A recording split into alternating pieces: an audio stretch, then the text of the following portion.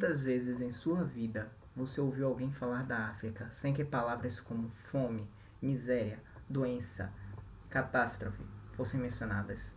Ou se referindo à África como se ela fosse um único país, ou como se tivesse apenas uma cultura, apenas uma língua, apenas uma religião? A África é o terceiro continente mais extenso do planeta, com mais de 30 milhões de quilômetros quadrados, o único localizado nos quatro hemisférios.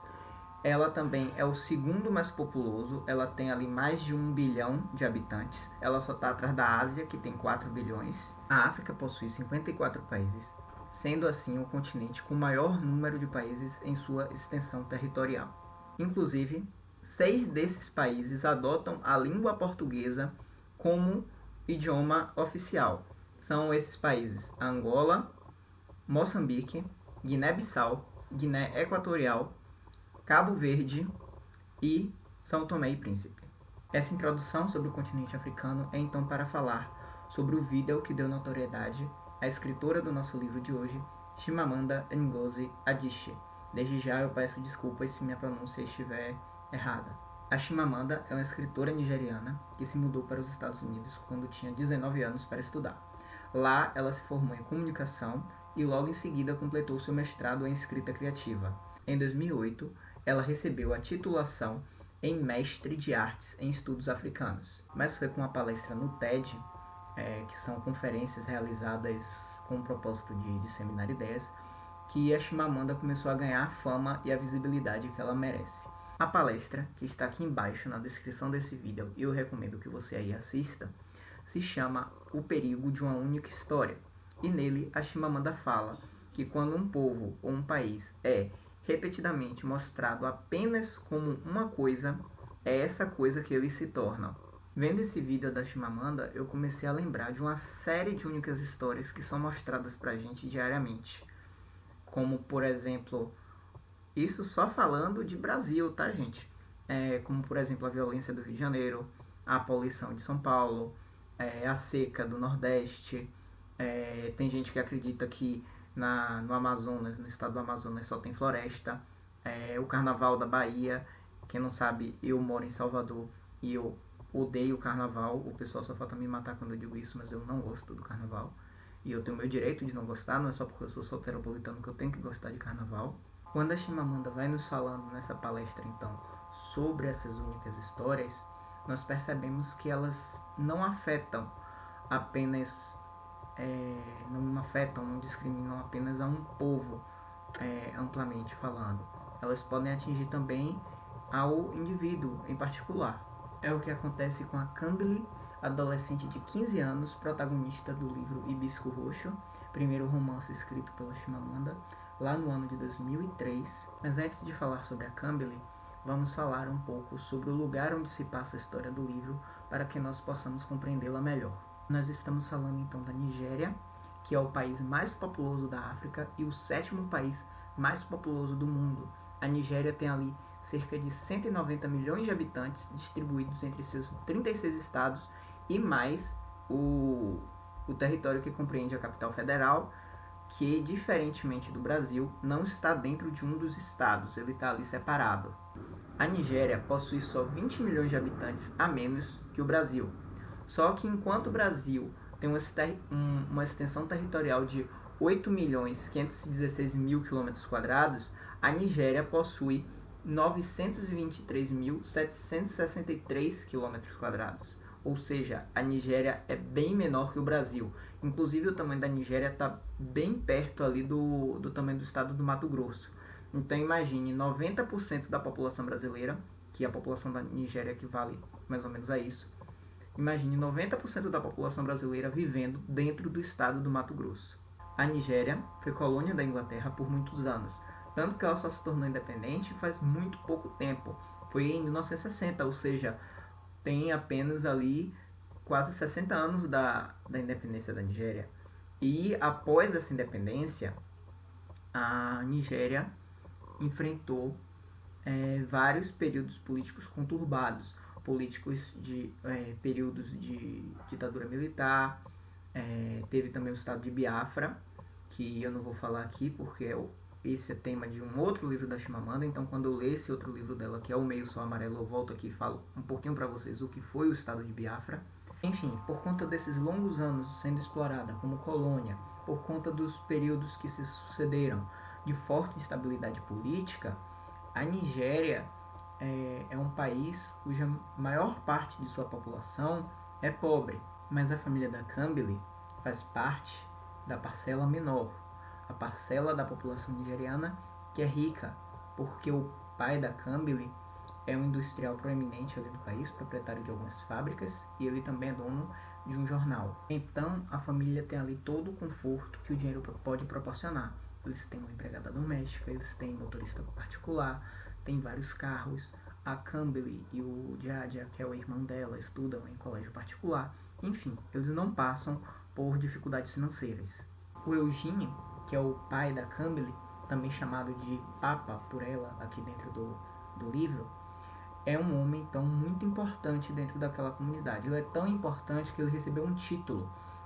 O nome do título é Omelora, que significa aquele que faz pela comunidade, porque ele ajuda ali muita gente, ele ajuda muitas instituições de caridade e também é uma pessoa que se posiciona a favor daquela comunidade. Como eu estava falando, a Nigéria teve vários períodos políticos conturbados.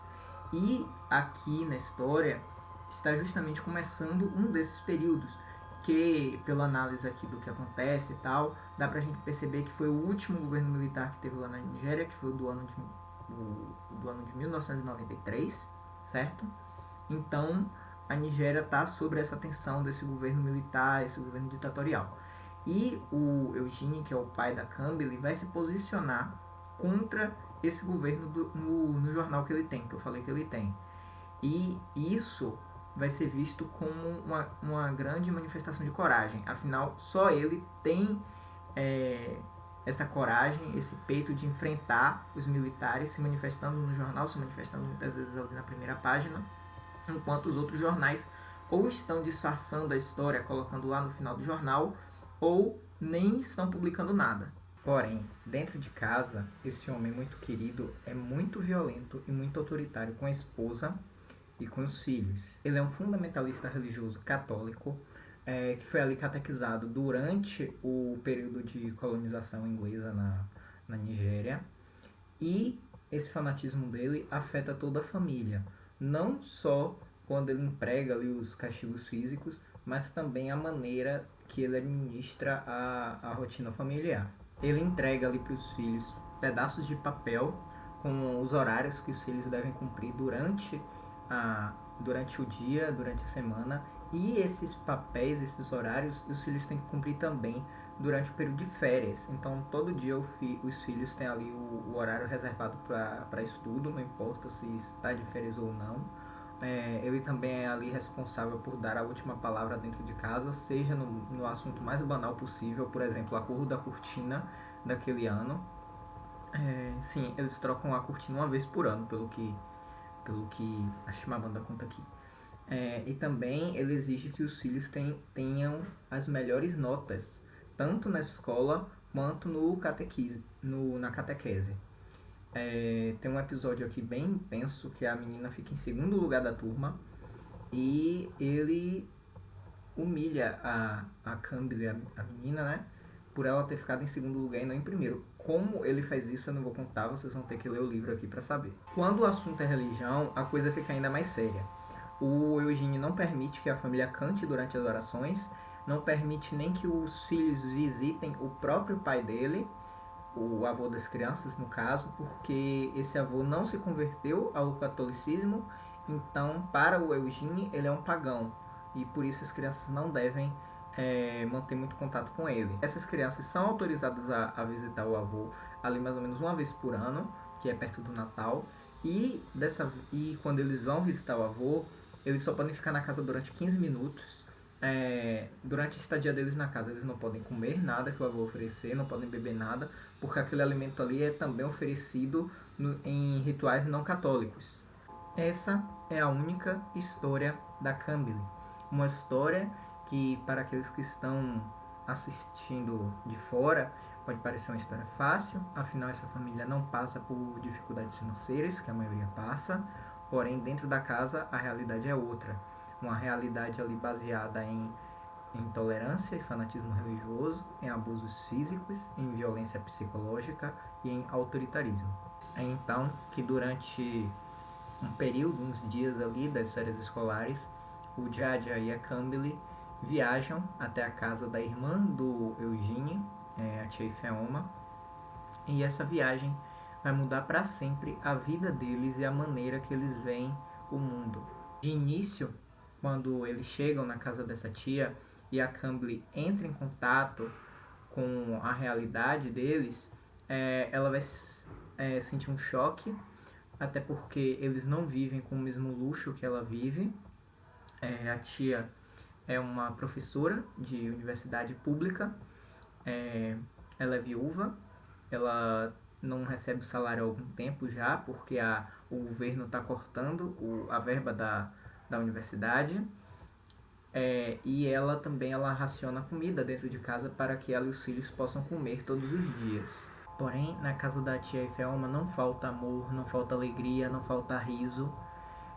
Ela também foi catequizada como irmão, porém ela respeita a tradição do povo dela, daquele lugar em que ela nasceu, e ela ensina os filhos a respeitar quem pensa diferente que eles. Ela sempre ensina os filhos a debater os assuntos racionalmente, bem diferente do que a Cambly estava acostumada em casa, porque em casa ela muitas vezes falava uma coisa querendo a aprovação do pai, e não, e às vezes ela nem concordava com aquilo, ela só estava dizendo mesmo pro pai, para agradar o pai, pro pai elogiar ela, essas coisas. A Cambly então vai vendo que aquela única história que foi criada justamente por conta do que o pai dela pregava a impedia de conhecer o mundo, a impedia de ter experiências de vida saudáveis, a impedia de amadurecer, e a casa da tia Ifeoma vai proporcionar tudo isso a ela. Um exemplo disso é o próprio avô da Cambly, que o pai dela trata como pagão, que a Cambly foi impedida de conviver com esse avô durante boa parte da vida dela, e em um trecho aqui do livro, que os primos estão lá na casa desse avô, e a tia Ifeoma, logo no comecinho na verdade, vai visitar a Cambly e a família dela, diz: seus primos estão com seu avô, não sei se eles vão sair de lá por agora, porque você sabe como seu avô é, quando ele começa a contar uma história ele não para nunca. E ela realmente não sabia, ela realmente não sabia como ele era, porque ela foi impedida de conviver com esse avô. Aos olhos dela, aquele avô era um pagão que não merecia atenção, que eles deveriam tomar cuidado, e não um avô carinhoso que gostava de contar história para os netos. Fica a dica então de um livro incrível, que foi a minha melhor leitura do ano até agora.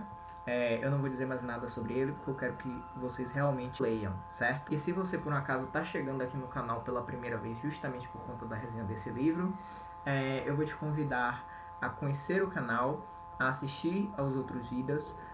Nós estamos aqui com um projeto de leitura para reler ou ler as Crônicas de Gelo e Fogo até o lançamento do próximo volume, que é Os Ventos do Inverno. Estamos também fazendo sorteio do livro Autobiografia, enviado pela TAG no mês de julho de 2019, do José Luiz Peixoto.